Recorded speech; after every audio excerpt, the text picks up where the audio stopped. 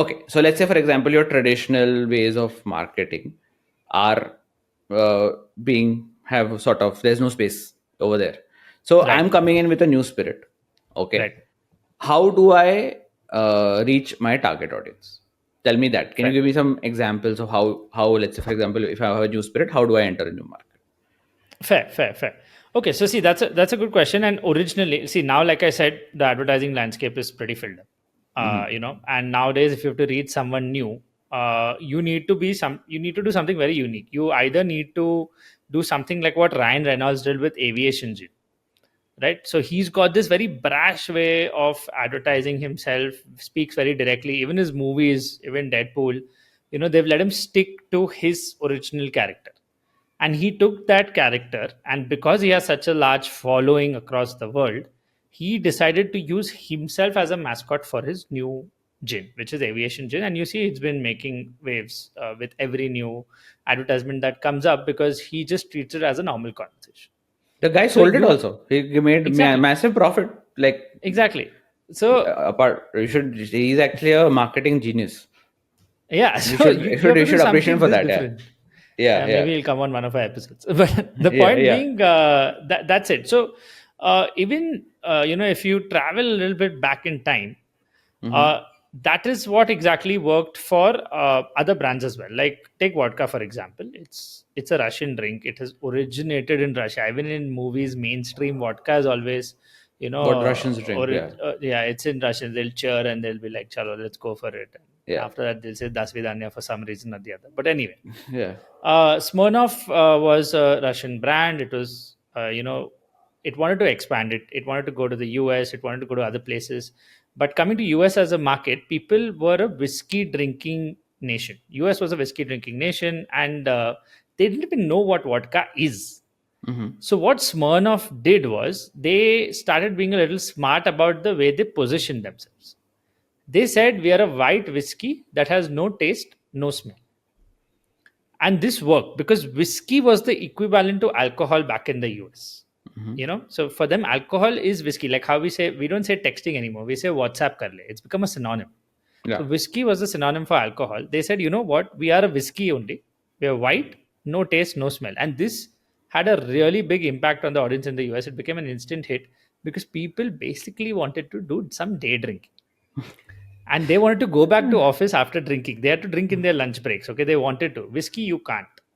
Like firstly, the color. If any one of your managers sees you drinking in the middle of the day, you're screwed. Yeah. And secondly, the odor.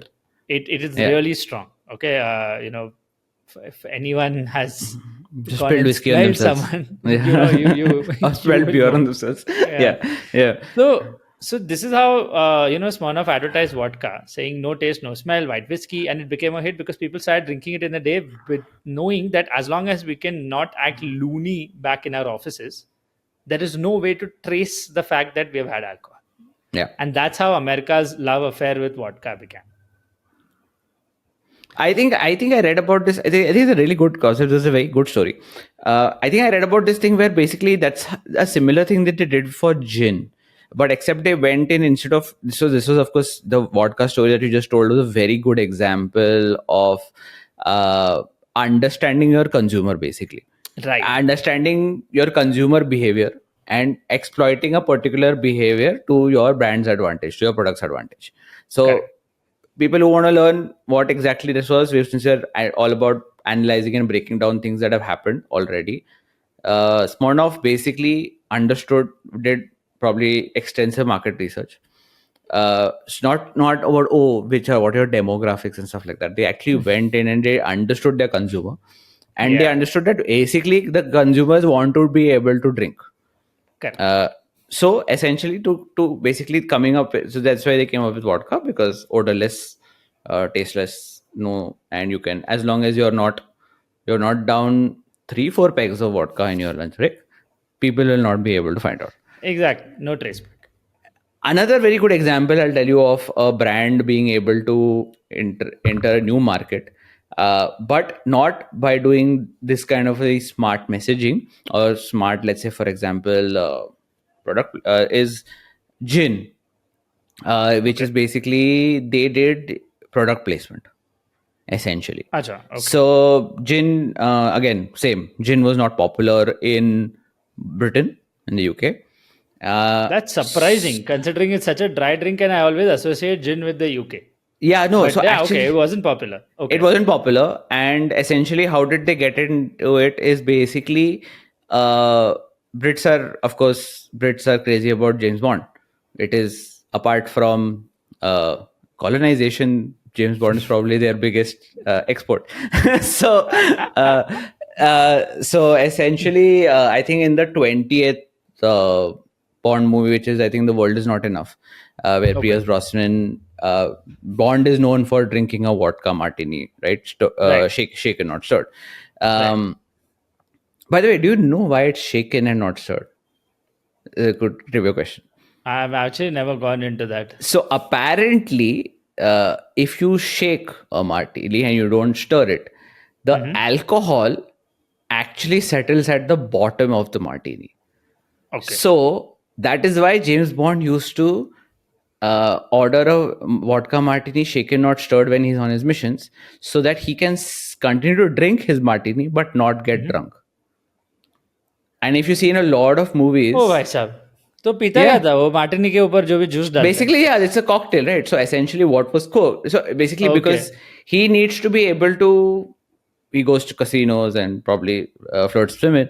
So he needs to be able Right. to, he needs to be able to be seen to be drinking, but at the same time, he doesn't need to remain sharp because he's an international spy. So Hmm. that's why Hmm. you ask for a martini shaken, not stirred. So that basically he used to ask it because so that the alcohol condenses at the bottom and he can drink. He can just be seen to be drinking, but at the same time he remains sharp. Brains. भाई Exactly. साहब, too good. Exactly. Okay. Yeah. Okay. Coming back to the root. So the fact is that in he always ordered a vodka martini shaken, not stirred. Hmm. But in World Is Not Enough, he basically very blatantly like sort of orders a martini and there's a Tanqueray gin which is sort of placed Right. in that Yeah. whole thing. Hmm. So essentially, he was drinking a gin martini, and this departure, so to speak, uh, basically got the Brits excited. And essentially, the Brits have spent an extra. I mean, I had this statistic where in that at part of the same case study where the Brits spent some 24 million euros on just gin in 2015.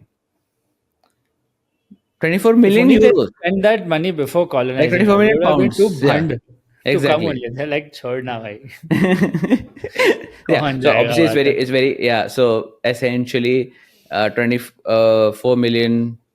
What we'll talk about what the Brits have done since then on a different podcast. But yeah, so I think 24 million pounds just in and gin and in and 2015, and there's somewhere 9 or years the old. other, this can be associated with James Bond. I know there have been other factors, distribution, but it's crazy the fact that I this mean, icon can have such a big impact.